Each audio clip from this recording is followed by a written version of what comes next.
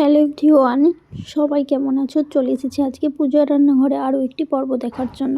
তো আজকে যে রেসিপিটা বানাবো সেটা মাছের ওপর থেকে। মাছে দেখলাম যে ফ্রিজে কিছু ছিল, কাতলা মাছের কিছু পিস, তো ভাবলাম আজকে দিয়ে একটু অন্যরকম কিছু বানানো যাক। তো আজকে ট্রাই করেছি আমি দই কাতলা। তো এটাকে অলরেডি আগে থেকেই যেহেতু ছিল, তো নুন আর হলুদ দিয়ে মাখানো ছিল। আর এদিকে দেখো সাদা তিল, আর এই যে কাঁচা লঙ্কা, আর হচ্ছে এখানে পোস্ত, আর কিছু কাজু ভিজিয়ে রেখে দিয়েছিলাম আগে থেকে। তো এখানে তারপরে এই যে দেখো অনেকটাই পরিমাণে নিয়েছে এই মশলাটা, যে আর তোমরা চাইলে এর সাথে আরও কিছু কাজু দিতে পারো। আমি মোটামুটি আমার প্রয়োজন মতো নিয়েছি, তো তোমরা চাইলে এগুলো আরও নিতে পারো। আর আজকে যে রেসিপিটা যেহেতু মাছের ওপর থেকে বানাচ্ছি, তো এই মাছটাকে যে নর্মাল টেম্পারেচারে বাইরে রেখে দিয়েছি কারণ ফ্রিজে ছিল। তো তারপরে যেটা করব, মাছটাকে আমি একটু ভালো করে আগে ভেজে নেব, ঠিক আছে। আর বড় বড় পিসই নিয়েছি। তোমরা চাইলে এটা মানে খেতে সত্যি কথা বলতে এই রেসিপিটা খুবই ভালো লাগে। মানে আমি যে ইদানিং করছি, মানে দই কাতলা, যখনই কিছু কাতলা মাছের মানে রেসিপি হয় আগেই কিন্তু মূলত মনে পড়ে দই কাতলা, কারণ এই টেস্টটা কিন্তু দারুণ। মানে সত্যি কথা বলতে আমি অনুষ্ঠান বাড়িতেও খেয়েছি, প্লাস বাড়িতেও বানিয়েছিলাম। তো দেখেছি মোটামুটি খুবই মানে ভালোই লেগেছে খেতে।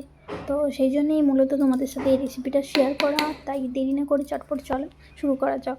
তো আজকে এবার মাছগুলোকে আমি ভালোভাবে হালকা ফ্রাই করে নেব, ঠিক আছে। বেশি এই করবো না। আর তার আগে আমি এখানে একটু গোলমরিচ দিয়ে দেবো। গোলমরিচ দিয়ে অবশ্যই এটাকে একটু হচ্ছে রেস্টে রেখে দেবো, মানে ম্যারিনেট টাইপের করে রেখে দেবো। এটা যদি কাঁচা মাছের সাথে তোমরা মানে নুন আর তারপরে গোলমরিচ দিয়ে মাখিয়ে রাখতে পারো, আর খুব ভালো হয়। যেহেতু এখানে হলুদ দেওয়াই রয়েছিল, তাই আমি আর এটাকে কিছু করিনি। তো এরই উপর শুধু আমি গোলমরিচ দিয়ে একটু মাখিয়ে দিয়েছিলাম হালকা, ঠিক আছে। তো গোলমরিচ দিয়ে মাখিয়ে রেখে দিয়েছিলাম। আর সত্যি কথা বলতে তোমরা কাতলা মাছের কী কী রেসিপি বানাও বাড়িতে অবশ্যই জানাবে, এবং কী কী রেসিপি বানাতে ভালো লাগে তোমাদের, আর কী কী খেতে ভালো লাগে সেটাও জানাবে। আমি নেক্সট ট্রাই করবো অবশ্যই আমার চ্যানেলে সেই রেসিপিটা বানানোর। তো চলো চটপট দেরি না করে শুরু করা যাক। দেখো এই সময় এবার আমি গোলমরিচটা মাখিয়ে নিচ্ছি ভালোভাবে, ঠিক আছে। গোলমরিচটা যেহেতু আমার বাড়িতে সবসময় অ্যাভেলেবেল থাকে, আর দেখেছি এটা দিয়ে বানালে আরও খুব ভালো লাগে। তো গোলমরিচ, আর তোমরা চাইলে এর সাথে কিছু বেরেস্তাও দিতে পারো, খেতে আরও ভালো লাগবে এবং আরও সুস্বাদু হয়, ঠিক আছে। এইভাবে যদি বানাও তো বেরেস্তা কিছু দিয়ে দিতে পারো। অলরেডি আগে থেকে ভাজা, বাট আমার ক্ষেত্রে এটা হয়নি যেহেতু অলরেডি এটা ছিলাম, তো সেই কারণে। আর এই যে দেখো পেঁয়াজগুলোকে আমি ছোটো ছোটো করে এরকম সাইজের কেটে নিয়েছি, আর অল্প নিয়েছি টমেটো। বেশি পেঁয়াজের দরকার নেই, বাট বেরেস্তার জন্য অল্প কিছু চাই। তো অলরেডি দুটো ভাগে এটা একটা সাইড করে রাখবো, তো সেই জন্য মোটামুটি এরকম সাইজের আর এরকম কিছু পেঁয়াজ আমি নিয়েছিলাম, ঠিক আছে। আর পুরো রান্নাটাই আজকে কিন্তু আমি সরষের তেলেই করছি। তো দেখো এই যে সরষের তেল দিয়ে দিলাম কড়াইতে, দিয়ে ভালো করে তেলটাকে একটু গরম হতে দেবো। তো তেলটাকে গরম হওয়ার পর আজকে আমি তোমার অবশ্যই বলবো রেসিপিটা কে কোথা থেকে দেখছো অবশ্যই কিন্তু আমাকে কমেন্টে জানিও। আর রেসিপিটা বাড়িতে কে কে বানালে এবং কেমন লাগলো অবশ্যই সেটাও কিন্তু জানিও, ঠিক আছে। তো এই যে মাছগুলোকে এবার আমি আস্তে আস্তে দিয়ে দেবো প্রত্যেকটা মাছ, আর ভালো করে আমি উপোস উপোস করে মাছগুলোকে ভেজে নেবো, ঠিক আছে। তো মাছগুলো ভাজার পর যে মশলাগুলো লাগবে সেগুলো একটু আমি রেডি করে নেব। তো এই মশলা রেডি করার সাথে সাথে কিন্তু ওই যে মশলাগুলো যেগুলো ছিল ওগুলোকে আমি একটু মিক্সিতে গ্রাইন্ড করে নেব, আর ততক্ষণ মাছটাকে আমি হালকাভাবে ফ্রাই করতে দেবো। আর এই যে দেখো তেল গরম হয়েছে কি না তার একটা উপায়, যে ভালো করে একটু ধোঁয়া ওঠা বা হাতটা দিয়ে চেক করে নেওয়া, ঠিক আছে। যেহেতু মাছটাকে একটু ম্যারিনেট করে রাখার জন্যও ছিল, তাই একটু করে দেরি করে আমি মাছ দিয়েছি এখানে। তো যাতে একটু ম্যারিনেট করে যে গোলমরিচটা দিলাম ওটা যেন একটু মানে অ্যাবজর্ব হয় মাছের, ঠিক আছে। তো সেইভাবে আমি করছি। আর মশলাটাকে বেটে নেব। আর এই রেসিপিতে কিন্তু অবশ্যই টক দই চাই, সেটা জল ঝরানো হলে খুব ভালো হয়। তো অবশ্যই টক দই রেসিপিটা এখানে হয়তো স্কিপ হয়েছে, যেহেতু ওটা আবার এবং চিনি, ঠিক আছে। তো এইটা আর গোলমরিচ, যদি মানে গোলমরিচ তো লাগবে, আর গরম মশলা, গোটা গরম মশলা হলে কিন্তু ভালো হয়, বা গুঁড়ো করেও রাখতে পারো, ঠিক আছে। এগুলো কিন্তু অপশনাল নয়, এগুলো কিন্তু লাগছেই, মাস্ট বি। খুবই সিম্পল উপকরণ তবে, আর সেইভাবে আমরা যেখানে কিন্তু তেমন একটু ব্যাপারও এখানে এই রান্নার জন্য প্রত্যেকটা মাছই নিজেরা উলট পালট করে ভেজে নেবো ভালো করে চাই, ঠিক আছে, একদম হালকা। আর মাছ কিন্তু কিছু কড়া ভাজলে সেটা কিন্তু সত্যি কথা বলতে খুব একটা ভালো লাগে না, এবং মাছের টেস্টটাও পাই। যার যখন আমি বেশি করে কী করি, যে যদি কিছু মাছ ভাজা হয় বা ধরো তখন কিন্তু হালকা ফ্রাই করি, বা এই রকম রান্না। আর না হলে বেশিরভাগ যদি ঝোলে মাছ দেওয়া হয়, তো সেক্ষেত্রে আমরা কিন্তু করি কি, যে এটাকে একটু আরও কড়া করে মোটামুটি একটু কড়া করে ভাজি দিতে পারি, যাতে মানে যে মাছের টেস্টটা সেটা যেন ব্যালেন্স এবং অলওয়েজ থাকে। ঠিক আছে, দেখো মানে এডিটিং করতে সত্যি কথা বলতে খুবই লোভ লাগে। এবং সবগুলো মাছ এইভাবে আমি ভেজে নেব। তো মোটামুটি দেখো সবগুলো মাছই আমি ভেজে নিয়েছি, যতগুলো মাছ ছিল, এবং খুব একটা বেশি ডিপ বা ফ্রাই করিনি। আর তারপরেই তেলে দিয়ে দেবো পেঁয়াজ আর গোটা গরম মশলা। ঠিক আছে, এখানে গোটা গরম মশলা যেগুলো ছিল, লবঙ্গ, দারচিনি, এলাচ, সেইগুলোকেই দিয়ে দেবো। আর তেজপাতাও দেবো। দিয়ে ভালো করে এই যে দেখো মশলাটা, আর এখানে আদা রসুন একটু ছিল সেটাও রেখেছি। এই যে টক দইটাকে ফেটিয়ে রেখেছি চিনি দিয়ে অল্প। ঠিক আছে, এই মশলাগুলো লাগছে সেগুলোকে আমি ফেটে রেখেছি। আর যে মশলাটা মিক্সিতে বেটেছিলাম সেটা ওই যে দেখিয়ে দিলাম, ভালো করে একদম মিহি করে কেটে নিয়েছি। আর এইগুলোকে দেখো পেঁয়াজগুলোর খোসা ছাড়া একদম বেরেস্তা টাইপের আমি করে নিয়েছি এখানে। এবারে আমি কী করবো, তেলে দিয়ে দেবো পেঁয়াজ। যেহেতু এক হাতে ফোনটা ধরে রেখেছিলাম, মানে যেহেতু আমার কাছে আমি স্ট্যান্ড নেই, তো সেক্ষেত্রে একটু প্রবলেম হচ্ছে, একটু ম্যানেজ করে নিলাম। এই যে দেখো অল্প পরিমাণে, একদম বেশি পরিমাণে আমি এই টাইমে দিচ্ছি না। আর তারপরে এগুলোকে একটু বেরেস্তা কিন্তু সাইড করে রাখতে হবে লাস্টে দেওয়ার জন্য, এতে খুব ভালো একটা আসে। ঠিক আছে, ভালো করে মশলাটাকে কষিয়ে নেবো, পেঁয়াজটাকে কষতে থাকবো, পেঁয়াজটাকে ভাজবো ভালো করে, লাল লাল করে পেঁয়াজগুলোকে ভেজে নেব। ভাজার পর যেটা দেবো সেটা হচ্ছে আদা রসুনটাকে দিয়ে দেবো আমি। ঠিক আছে, আদা রসুনটা দেওয়ার পর ভালো করে কষিয়ে নেব। তো কষানোর পর আমি যেটা করব সেটা হচ্ছে, যে মশলাটা হয় ওই মশলাতে কিন্তু যেহেতু হলুদের পরিমাণ কম, তাই আমি একটু অল্প এখানে হলুদ আর কাশ্মীরি লঙ্কা কিন্তু অ্যাড করছি না। এখানে অল্প একটু ঝালের জন্য তোমরা গোলমরিচ অলরেডি দেওয়া রয়েছে, চাইলে আরও দিতে পারো, সেটা তোমাদের যে যেরকম ঝাল খাও সেই হিসাবে। যেহেতু আমি কাঁচা লঙ্কা এখানে 3-4টে দিয়েছি, বাট সেটাও তোমাদের অপশনাল এবং তোমরা তোমাদের মতো দিতে পারো, যে যেরকম খাও। ঠিক আছে, সেইভাবে।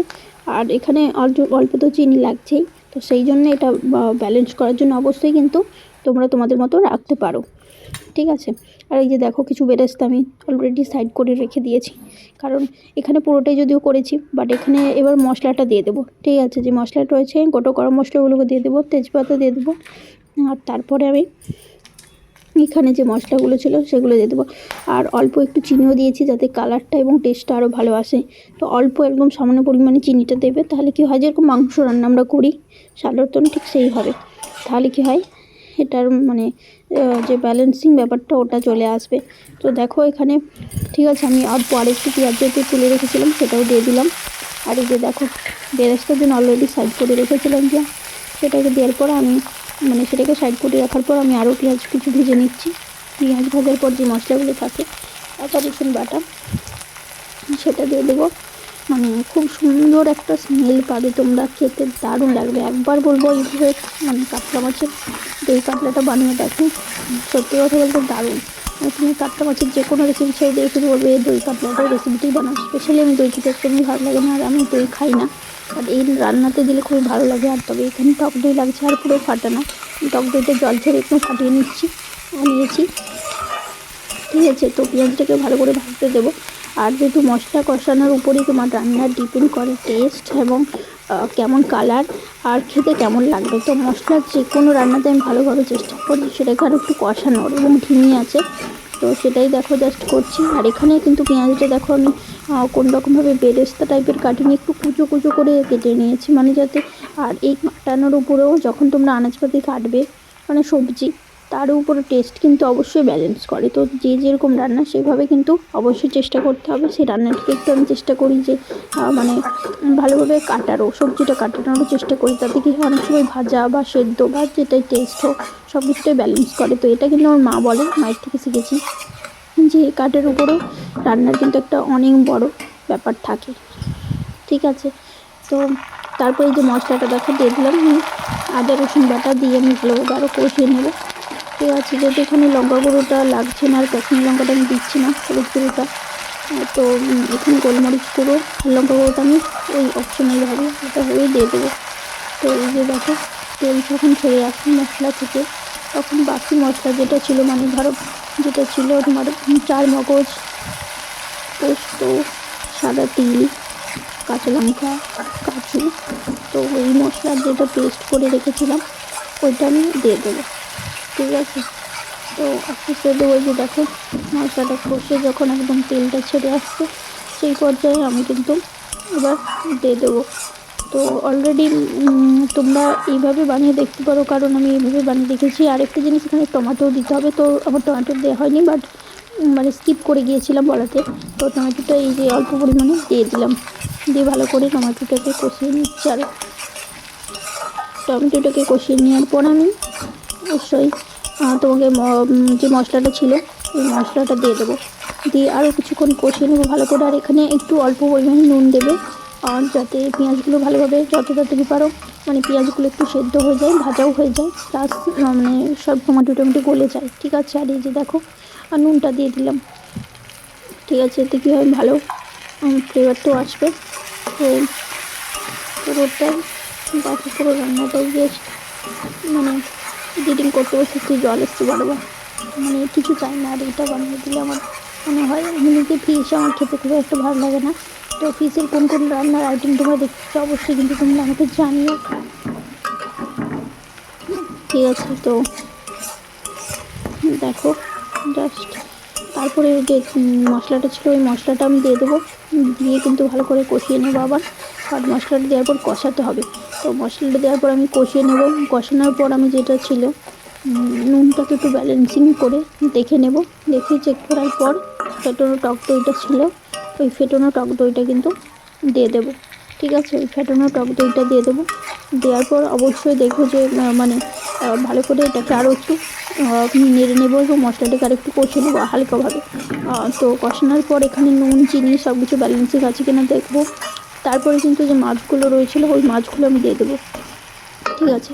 তো ওই মাছগুলো দেওয়ার পর অবশ্যই নিয়ে এখানে লাস্টে আমি মাছগুলো যখন দিয়ে দেবো, দেওয়ার পর ওপর থেকে একটু বেরেস্তা দেবো, আর এখানে ঘিও দেবো। তো ঘিটা দেওয়ার পর তারপরে তোমার একটু হালকাভাবে ওটাকে অবসর করতে দেবো, যাতে মশলাপাতিগুলো তোমার মাছের ভিতরে ভালোভাবে ঢুকে যায়, ঠিক আছে। তো সেটা আরও ভালো লাগবে তাহলে। তো একটু অল্প জল দিয়েছিলাম। আর তারপরে যখন এটা একটু মানে ঝোল খুব একটা থাকবে না, বাট একটা যে মাখো মাখো ব্যাপার থাকে ওই জিনিসটা থাকবে, ঠিক আছে। তো ওটা থাকবে লাস্টে। সত্যি কথা বলতে আমার কোনো পিক তোলা হয়নি লাস্টে রান্নাটা করে, তো সেই কারণে সেই মাছটা দেওয়ার পরে আমি দেখাতে পারছি না এখানে ভিডিওতে, বাট আমি প্রসেসিং কীভাবে মানে পুরো রান্নাটার সেটা আমি তোমাদেরকে বলে দিলাম। আর তোমরা একবার বাড়িয়ে, আমি অবশ্যই এটার ফুল ভিডিও দেবো তোমাদেরকে আরও সহজ পদ্ধতি এবং আরও ভালোভাবে, বাট আনফর্চুনেটলি যেটা রয়েছে আমার কাছে এখানে ক্লিপগুলো রয়েছে। তো এটা অনেক দিনের একটা রেসিপি তোমাদের সাথে শেয়ার করলাম। অলরেডি দই কাতলা অনেকভাবেই বানানো যায়, তোমরা অনেকভাবে বানিয়েছো। লাস্টে এইগুলো মশলাটা যখন একদম চেপে চেপে আসবে তখন পুরো টেস্ট করে মাছগুলোকে দিয়ে ভালো করে ঘিটা উপর থেকে দিলেই কিন্তু মানে কালারটাও খুব সুন্দর আসে। বাট এখানে হলুদের ব্যবহার যেটা আমি করি না দই কাতলাতে। আর বেরেস্তাগুলো উপর থেকে দিয়ে দিলেই পরিবেশন করে তোমরা নামিয়ে নিতে পারো। কেমন লাগলো অবশ্যই কিন্তু জানাবে, আর বাড়িতে কেউ ট্রাই করলে অবশ্যই বলবো। আর এটা ফুল রেসিপি, আরও ফুল ডিটেলসে পুরো রান্নাটা যদি কেউ চাও রেসিপি অবশ্যই আমাকে বলে কমেন্টে, আমি অবশ্যই দেবো। আর যেহেতু আজকে এটাই ছিল, দেখো জাস্ট ইডিং করতে এই কালারটা দেখো, পুরো মানে একদম স্পাইসির ঠিক ব্যাপারটা নয়, কিন্তু একটু মাখো মাখো যে একটা ব্যাপার হয় সেই ব্যাপারটা, ঠিক আছে। আর বেশি জল দিতে হবে না, কারণ বেশি জল দিলে এটা খেতে ভালো লাগবে না। তো মোটামুটি এই জলেই একটু পরে তোমার মাছগুলো দিয়ে নামিয়ে নেবে, আর উপর থেকে বেরেস্তা আর ঘি দিলেই কিন্তু অলমোস্ট কমপ্লিট, ঠিক আছে। এই যে দেখো সবশেষে আমি টক দইটা দিচ্ছি। তো টক দইটা একদম ঘনত্ব যেটা হয় ব্যাটারটা খুব স্মুথ এবং পেস্ট, দেখো একদম চিটে চিটে একদম মাখো মাখো ব্যাপার, দারুণ। লাস্টে যে গরম মশলাটাও দিয়ে দিচ্ছি, আর একটু লাস্টে ঘি দিলেন, অলমোস্ট পুরো রান্না কমপ্লিট। খেতে দারুণ লাগে, তোমরা অবশ্যই এভাবে বানিয়ে দেখো। তো আজকে রান্নাটা কেমন লাগলো অবশ্যই কিন্তু তোমরা আমাকে বাড়িতে জানিও, কে কোথা থেকে দেখছো আমার ভিডিওটা সেটাও কিন্তু অবশ্যই জানিও। আর এইভাবে বাড়িতে বানিয়ে দেখো, এই যে মাছগুলো দেখো দিয়ে দিয়েছি, কে কোথা থেকে দিয়ে বানিয়েছো কোথা থেকে দেখছো অবশ্যই কিন্তু আমাকে জানিও। তো আজকের রেসিপিটা এই পর্যন্তই, আবার দেখো।